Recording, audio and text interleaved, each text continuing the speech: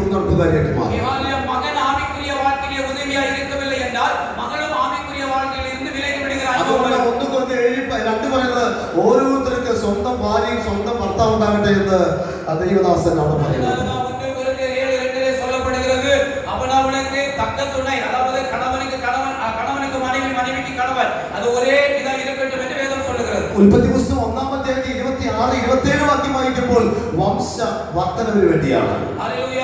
ആദിയാകമം 1:26, 27 പലകി പെരുകக்கூடிய വർദ്ധനയെ കുറിച്ച് சொல்லப்படுகிறது. ദൈവം അവരെ അനുഗ്രഹിച്ച് വർദ്ധിപ്പിച്ച് പെരുകിച്ചു. ഹല്ലേലൂയ. ആണ്ടവരെ ആശീർവദിച്ച് പലകി പെരുക சொன்னார். അങ്ങനെ കർത്താവ് ഒരു കുടുംബത്തെ കൂട്ടിച്ചേർക്കുന്നത് അവർക്ക് വംശവർദ്ധന ഉണ്ടാകാൻ വേണ്ടിയാണ്. ഹല്ലേലൂയ. ആണ്ടവർ അവരെ കൂട്ടി ചേർப்பது ഒരു കാര്യം, അവർ പലകി പെരുക வேண்டும். നിങ്ങളുടെ അറിവിൽ ആരെങ്കിലും വംശവർദ്ധന ഇല്ലെങ്കിൽ അവർ യഥാർത്ഥമായി മാനസാന്തരപ്പെട്ട് താഴ്മ ധരിച്ച് ദൈവത്തോട് പ്രാർത്ഥിച്ചാൽ ദൈവത്തിന്റെ ഹിതപ്രകാരം അവർക്ക് ദൈവ വംശവർദ്ധന കൊടുക്കും.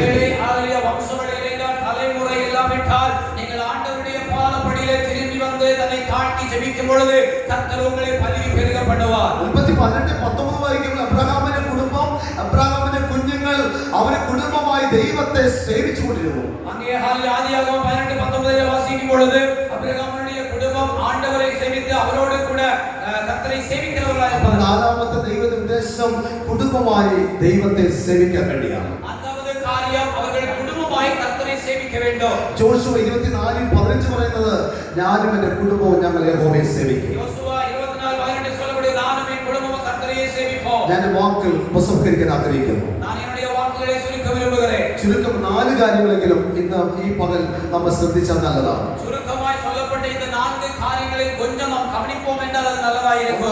പ്രിയപ്പെട്ടവരെ, തന്റെ മകനെ കൂട്ടിച്ചേർക്കുന്നത് തക്ക തുണയായിരിക്കാൻ വേണ്ടിയാണ്. രണ്ടാമത്തെ കാര്യം തോമസ് മകനെയും തിരുമകളെയും ഒന്നിണയിപ്പത് അത് ഏക തുണയായിരിക്കുമ്പടിயாக പരസ്പരം വിശുദ്ധ ജീവിതത്തെ സഹായിക്കാൻ വേണ്ടിയാണ്. രണ്ടാമത്തെ കാര്യം അവർ ഒരുവരുക്കൊരുവർ പരിശുദ്ധ வாழ்க்கையை നടത്തുമ്പടിயாக വിശുദ്ധ ജീവിതത്തിന് സഹായിക്കാൻ വേണ്ടി കൂടിയാണ്. അല്ല പരിശുദ്ധ வாழ்க்கைக்கு ഇരുവരും ഒരുവരുക്കൊരുവർ ഉദവി ചെയ്യുമ്പടിയാണ്. വംശീയ വർദ്ധന വേണ്ടിയാണ്, അല്ലെങ്കിൽ പെരുകി വർദ്ധിക്കാൻ വേണ്ടിയാണ് സ്വന്തം കുടുംബ ജീവിതത്തിൽ തരുന്നത്. അതുകൊണ്ട് ഈ ചോദ്യം നിങ്ങൾ മറന്നു പോകരുത്. ആമോസ് 3:3 പറയുന്നത് 2 പേർ ഒത്തിട്ടില്ലെങ്കിൽ ഒരുമിച്ച് നടക്കാൻ സാധിക്കുമോ? ആമോസ് 3:3 சொல்லப்படுகிறது ഇരുവർ ഒരുമനപ്പെട്ടാൽ ഒഴിയ അവർ ഒരുമിച്ച് നടക്കാൻ முடியாது. ഇനി ഇതൊക്കെ നമുക്ക് തരുന്ന ഉദ്ദേശം എന്ന് പറയുന്നത് കർത്താവിന്റെ വരവിന് വേണ്ടി ആഗ്രഹിക്കാൻ വേണ്ടിയാണ്.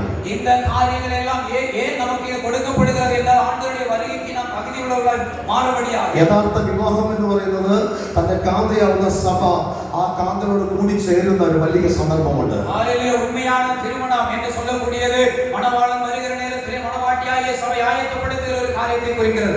നമ്മൾ വളരെ ഒരുങ്ങി സുന്ദരിയായിട്ട് വന്നിരിക്കുകയാണ്. இங்கே நாம் பார்க்கும் பொழுது சின்னமகள் அழகாய் ஆயத்தப்படுத்தப்பட்டு ஹல்லேலூயா நல்ல அழகான நல்ல மகளை സുന്ദരി അഴകാന മകളെ കടന്നു വന്നിരിക്കുകയാണ്. നമ്മൾ വലിയ മേക്കപ്പ് ഒന്നും ചെയ്തിട്ടില്ല, അതുകൊണ്ടുള്ളത് ഉള്ള സൗന്ദര്യം എനിക്ക് തോന്നുന്നു. ഞാൻ பார்க்கிறேன் சின்னமகள் அதிக மேக்கப் பண்ணணும் போடல, அதனால உள்ள அழகை அவள் அழகாய் கொண்டு வந்திருக்கிறாள். ഞാൻ നിങ്ങളോട് പറഞ്ഞു വരുന്നത് ഈ ഉള്ള സൗന്ദര്യമാണെങ്കിൽ കുറച്ച് കഴിഞ്ഞ് ഇതൊക്കെ പോകാൻ സാധ്യതയുണ്ട്. ഹല്ലേലൂയ.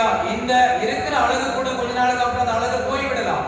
എന്നാൽ ഒരു സ്വർഗീയ മണവാട്ടി അണിഞ്ഞൊരുങ്ങി വരുന്ന ഒരു ദിവസമുണ്ട്. ഹല്ലേലൂയ. ഹല്ലേലൂയ. പരലോകത്തിൽ ദേവനായ இருக்கிறவர் മണവാളനായി ആയത്തത്തോട് വരുகிற അഴകായി വരുகிற ഒരു നാൾ കാത്തിരിക്കുന്നത്. നിങ്ങൾ ഫിലിപ്പിയർ 21 വായിക്കുമ്പോൾ ഒരു പുതിയ യെരൂശലേം വിശുദ്ധ നഗരം ഭർത്താവിനായി അലങ്കരിച്ചിട്ടുള്ള മണവാട്ടിയെ പോലെ ഒരുങ്ങി സ്വർഗ്ഗത്തിൽ ഇറങ്ങി വരുന്നത് യോഹന്നാൻ കാണുവാൻ തീർന്നു. ഹല്ലേലൂയ. സഹോദരരെ, വെളിപ്പെടുത്തുന്ന വിശേഷം 21-ാം അധ്യായത്തിലെ അതിലെ വചനങ്ങളെ വാസിക്കും പൊഴുது പരലോക ദേവനായ இருக்கிறவர் ആയത്തത്തോട് വരുகிற ഹല്ലേലൂയ രാജാ വരുகிறதை നാം பார்க்க முடியும். അപ്പോൾ സിംഹാസനത്തിൽ മഹാശബ്ദം പറയുന്നതായി യോഹന്നാൻ കേട്ടു, ഇതാ മനുഷ്യരോട് കൂടെ ദൈവത്തിന്റെ കൂടാരം, അവൻ അവനോട് കൂടെ വസിക്കും. அங்கே நாம் வெளிப்படுத்தின விசேஷம் 27:3 வாசிக்கும் பொழுது இப்படியாய் சொல்லப்படுகிறது, பரலோகத்திலிருந்து ஒரு பெரும் சத்தத்தை கேட்டு அது இதோ மனுஷனிடத்திலே தேவனுடைய வாசஸ்தலம் இருக்கிறது, അവർ അവന്റെ ജനമായിരിക്കും. ഹല്ലേലൂയ. അത് അവരുടെ വാസമായിരിക്കും. ദൈവം താൻ അവരുടെ ദൈവമായി അവരോട് കൂടെ ഇരിക്കും. അവരിടത്തിൽ അവർ വാസമായിരിപ്പാർ, അവர்கள் അവരോട് കൂടെ വാസമായിരിപ്പാർ. ദൈവം താമേ അവരോട് കൂടെ അവരുടെ ദേവനായിരിക്കും. ഇത് പ്രത്യാശയുള്ള ദൈവമക്കൾക്ക് ഏറ്റവും പ്രയോജനകരമായ സന്ദേശമാണ്. ഹല്ലേലൂയ. സഹോദര, ആയത്തത്തോടെ இருக்கிற ദൈവ പിള്ളകൾ ഇதை கேட்டு நீங்கள் அதற்காய் ஆயத்தப்படுத்தி தகுதியாய் இருக்க നമ്മുടെ வேண்டும் കർത്താവ് വരുവാൻ സമയമായി. ஆண்டவர் வரக்கூடிய நேரம் நெருங்கி விட்டது. ആ കർത്താവ് വരുന്നതിന് മുമ്പേ തന്നെ ആത്മീയമായി ഒരുങ്ങി അവന്റെ വരവിൽ കാത്തിരിക്കേണ്ടത് അത്യാവശ്യമാണ്. நாம் ஆண்டவருடைய வருகைக்கு முன்பாகவே ஆயத்தமுள்ளவர்களாய் ஆயத்தமாகி காத்திருப்பது மிகவும் தேவையாக இருக்கிறது. ജനങ്ങൾ ഒരുങ്ങി വന്നിരിക്കുകയാണ്. இப்பொழுது நாம் பார்க்கும் பொழுது சின்னமகள் ആയത്തത്തോடு റെഡിയായി இருக்கிறாள். ഇന്ന് മുതൽ രാജശേഖരനാണ്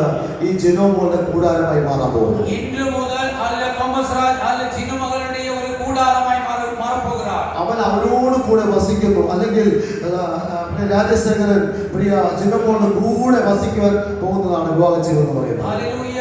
തോമസ് രാജ് മകൻ ചിന്നമകളോട് കൂടെ വാസം பண்ணும்படியாய் വസിക്കുம்படிയാய் இந்த നാളിൽ അവர்கள் ஒன்று കൂടുகிறார்கள். ഈ പ്രിയ മകനെ സ്വന്തം ജനമായിട്ട് ഈ പ്രിയ മകളും തന്നെ കുടുംബവും മാറുന്നു. இந்த മകനുடைய ഒരു സ്വന്തം ജനമായി இந்த മകളും അവളോട് കൂടെ നടക്കാൻ ആരംഭിക്കാൻ പോകുகிறாർ. ദൈവം തന്നെ സഭയുമായി ഒരുമിച്ചിരിക്കുന്നത് പോലെ ഇന്ന് മുതൽ ഇവർക്ക് ഒരു ഒരുമിച്ച ജീവിതം കർത്താവ് കൊടുത്തതിനായി ഞാൻ ദൈവത്തെ മഹത്വപ്പെടുത്തുന്നു. ആണ്ടവരുടെ സഭയെ ഒരുമനപ്പെടുത്തി നിർത്തിയിരിക്കുന്നതും അവരുടെ வாழ்க்கைയിൽ ഇവരെ ഒരുമനപ്പെടുത്തി നിർത്തിയിരിക്കാൻ ആണ്ടവർക്ക് നന്ദി സെലുത്തുകയാണ്. ഇതൊക്കെ സംഭവിക്കുന്നത് തമ്മിൽ ഒത്തിട്ടല്ലാതെ ഒരുമിച്ച് നടക്കാൻ പറ്റുകയില്ല. ഇത് എല്ലാം സംഭവിക്കുന്ന കാര്യം എന്നവെന്നാൽ ഇരുവർ ഒരുമനപ്പെട്ടാൽ ഒഴിയ ഇതൊന്നും നടക്കാതെ. എന്തൊക്കെ സംഭവിച്ചാലും ദൈവവചന പ്രകാരം നമ്മൾ തമ്മിൽ പോകണം. എന്നതാ നടന്നാലും കർത്തരുடைய വചനത്തിൻപടി ഒരുമനപ്പെട വേണ്ടിയത് ആവശ്യമായിരിക്കുന്നു. നമ്മുടെ വൈവാഹിക ജീവിതം, വിവാഹ ജീവിതം വളരെ നല്ല നിലയിൽ ദൈവത്തോടു കൂടെ നടക്കുന്നവരായി മാറും. வரக்கூடிய வாழ்க்கை, திருமண வாழ்க்கை ஆண்டவருடைய கிருபையினாலே அது நல்லாய் நடந்து போகிறதாயிருக்கும். അതിനായി പ്രിയ മക്കളെ ദൈവം സഹായിക്കട്ടെ എന്ന് ഞാൻ ആശംസിച്ചുകൊണ്ട് ഞാൻ ഒരു വാക്ക് പ്രാർത്ഥിക്കുകയാണ്. அதனால இந்த பிரிய பிள்ளைகளே ஹalleluya ஆசீர்வாதத்தோடு